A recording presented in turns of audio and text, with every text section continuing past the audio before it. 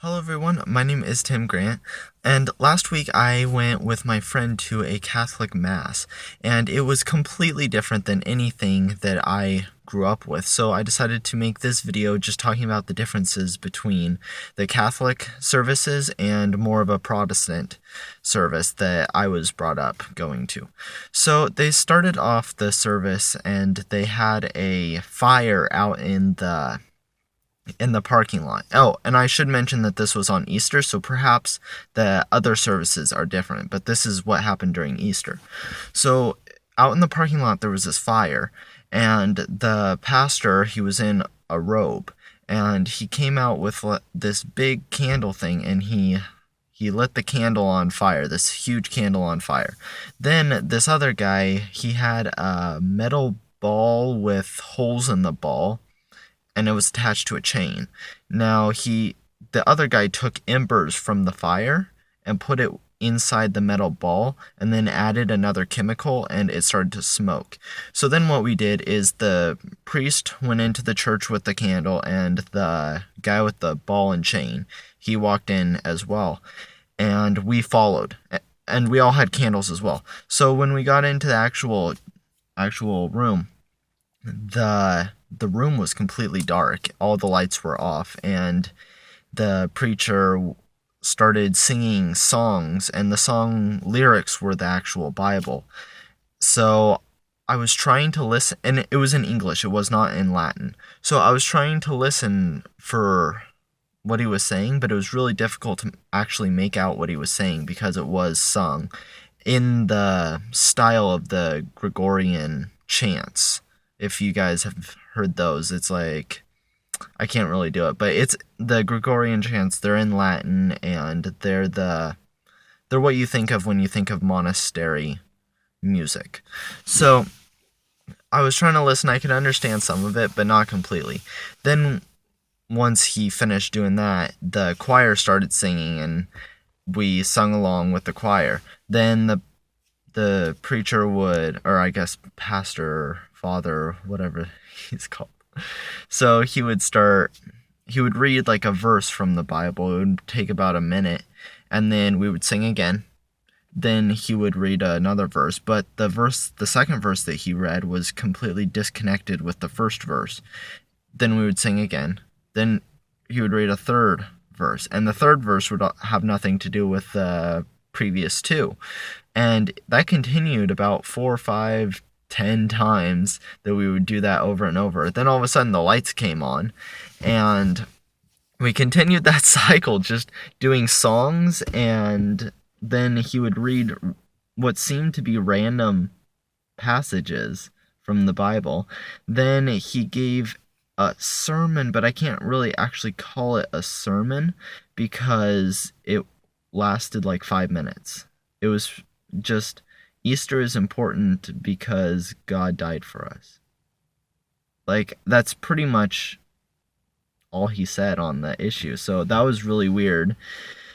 It's a huge contrast to the Protestant church services that I'm used to, because there's not this type of ritualistic stuff. So there was this, they would swing the metal ball on the chain. My friend told me that it's to purify the person or whatever they're doing the ball over. The candles and everything, it was much more ritualistic, whereas in more of a Protestant church service, you'll go in there, you'll sing, and the singing is to get your mind right for the sermon. Then the sermon will instruct you on how you're supposed to live your life. It will instruct you on just how you can be a better Christian, how you can do what you're supposed to be doing. It will teach you about the Bible. What does the Bible say? How do you interpret the Bible? And stuff like that. And the Catholic service, I didn't even see a Bible. I looked there, I didn't see any Bible. The only Bible that there was the preacher's. So, and I should also make a note, the room was smoky because of that ember thing. So the entire room smelled strange. It wasn't like normal smoke. It had a weird smell to it. But so that continued the singing, and then the one verse, then the singing and one verse. In total, it lasted about 3 hours. There were also some baptisms at the very end. There was a baptism, and that was just like sprinkling water over the head. It wasn't a full body submersion. And what else? Oh, communion was also a little bit different. It was weird because I wasn't allowed to have communion because I wasn't a Catholic. So you just like cross your arms, and then the priest will bless you, but you can't actually take the the little bread stuff or drink of the wine. I don't know if it's wine or grape juice because I didn't get to try it, but the communion worked pretty much the same way as Protestants. You just take the little bread and then drink the wine. I mean, that was the same thing, but it was very much more ritualistic, less. I was amazed about the sermon. There was no sermon. It was just singing, and one person would read one passage from the Bible. And that was about it. Like one passage, sing, one passage, sing. And the passages were completely disconnected to each other. There was no overarching theme. Especially for Easter, I would assume that there would be an overarching theme to the service, but there wasn't really, at least that I could tell. Perhaps there was, but I couldn't make it out. So yeah, that was my experience with Catholic church service.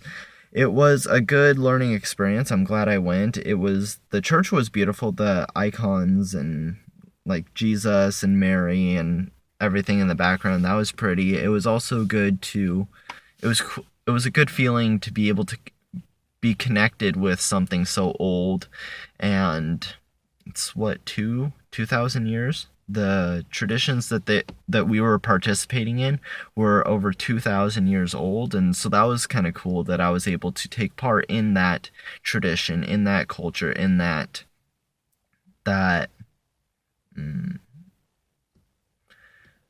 just be part of that, yeah, tradition.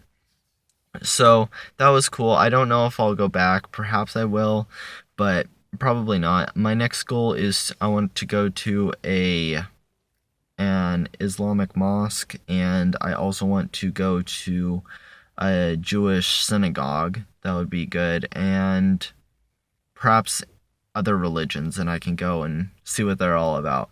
So anyways, thank you guys for watching this video. If you have any suggestions on where you think I should go, I'll definitely go to an Islamic mosque and a Jewish synagogue, but other religions that you think might be interesting.